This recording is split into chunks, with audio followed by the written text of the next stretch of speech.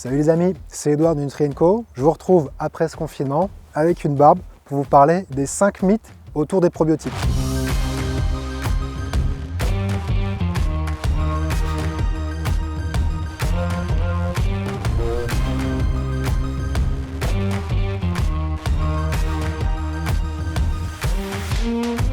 Alors la première idée reçue, ce serait qu'il est nécessaire de conserver ces probiotiques au frigo pour en garantir l'efficacité. En fait, c'est faux. Ce qu'il faut savoir, c'est qu'aujourd'hui, les probiotiques sont lyophilisés, c'est-à-dire qu'ils sont disponibles sous des formes sèches, des poudres, qui, une fois encapsulées, sont capables de résister jusqu'à des températures allant de 28 à 30 degrés. On vous met d'ailleurs un lien dans la description qui le démontre. Sous cette forme, les probiotiques sont plongés en état de dormance et les bactéries vont tout simplement se réveiller une fois arrivées sur leur lieu d'action, en l'occurrence l'intestin. En réalité, le premier ennemi des probiotiques, c'est pas la température, mais c'est l'humidité. Alors ce qui se passe, c'est que dans un réfrigérateur, il y a ce qu'on appelle de la condensation. Il suffit de prendre une bouteille d'eau pour constater qu'il y a de la buée dessus et que c'est pas forcément bon pour vos probiotiques. Donc c'est une fausse bonne idée. Alors vous allez nous demander du coup pourquoi est-ce qu'en pharmacie, certains probiotiques sont conservés en réfrigérateur. On se pose la même question que vous.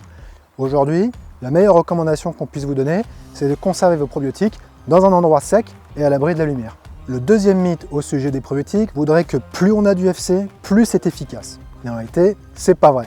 Alors du coup, c'est quoi les UFC ou le nombre d'UFC? C'est tout simplement un acronyme qui veut dire unité formant colonie. Pour les gens normaux, c'est la quantité de bactéries présentes dans la dose quotidienne de votre probiotique. Vous le savez, dès qu'il y a une notion de quantité, il se cache derrière un argument marketing facile. L'idée serait que plus on en a, plus c'est efficace.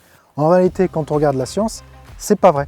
Et d'ailleurs, une étude d'envergure sur plus de 1200 sujets a démontré qu'une dose de 1 milliard d'UFC ou 10 milliards d'UFC avait le même résultat. Donc on l'aura compris, en fait, la surenchère au nombre d'UFC n'a aucune incidence sur l'efficacité. En revanche, ça va directement taper dans votre portefeuille.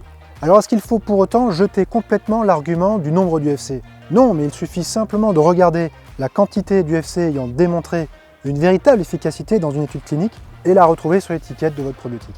Troisième idée reçue, plus il y a de souches, plus c'est efficace. En réalité, on ne sait pas trop. La science n'a pas encore tranché à ce niveau-là. Donc cette affirmation suppose qu'un mix multisouche, parce qu'il existerait des interactions entre les différentes bactéries, serait plus efficace qu'un mix monosouche. En réalité, on ne sait pas. La science n'a pas encore tranché sur cette question. Ce qu'on sait, c'est que les mix monosouches sont efficaces. 90% d'ailleurs des études cliniques sortent sur des mix monosouches. On sait également qu'il existe des mix multisouches efficaces, mais la comparaison entre les deux, ça reste encore quelque chose de flou. Aujourd'hui, certains producteurs commencent à étudier en études cliniques 2 à 3 souches pour mettre en exergue des interactions, mais on en est vraiment encore au début. Ce n'est pas parce qu'on a un mix de 16 souches qui sera plus efficace qu'un mix à 3 souches. Donc à suivre sur cette question. Pour teaser un peu, on peut même vous dire qu'on va nous-mêmes étudier la question et dès qu'on en saura plus, on reviendra vous l'expliquer. Quatrième idée reçue, je prends du kéfir, donc j'ai pas besoin de prendre de probiotiques. On a dit kéfir, mais on aurait pu dire kombucha, légumes lacto-fermentés, etc., etc. Il existe beaucoup d'aliments contenant des probiotiques, mais ils ont deux limites. La première, c'est qu'on ne connaît pas la quantité de bactéries effectivement présentes dans ces aliments. Donc comment être sûr de retrouver une dose efficace, c'est-à-dire qui a été cliniquement documentée? On se le demande encore. La deuxième problématique, c'est qu'on ne sait pas vraiment quel type de souche est-ce qu'on a dans ces aliments. Et on sait également que les deux grandes familles de lactobacilles, en l'occurrence Plantarum et Rhamnosus, qui sont très bien documentées dans la sphère nutraceutique, sont peu présentes, voire pas présentes dans ce type d'aliments. Donc pour conclure, ces aliments restent intéressants d'un point de vue santé, mais vous n'avez pas la garantie de retrouver à chaque fois une efficacité, ce qui est le cas avec une formule de probiotiques. Cinquième idée reçue, je prends des probiotiques, donc je rééquilibre ma flore intestinale.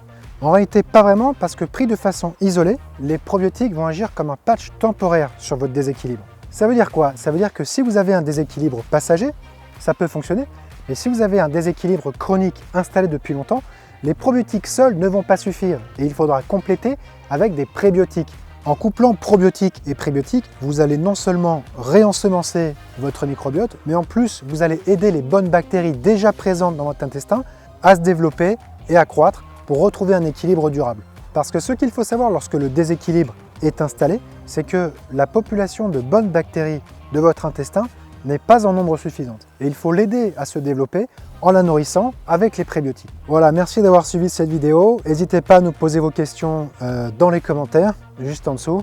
à me dire si je dois aller chez le barbier. Pensez à vous abonner à notre chaîne et si vous pouvez nous mettre un gros pouce bleu, c'est vraiment super sympa. À bientôt.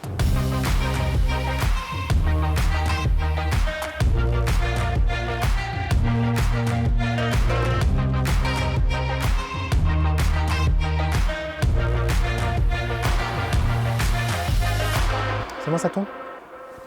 Chaque fois j'hésite pré-bio, pro-bio maintenant.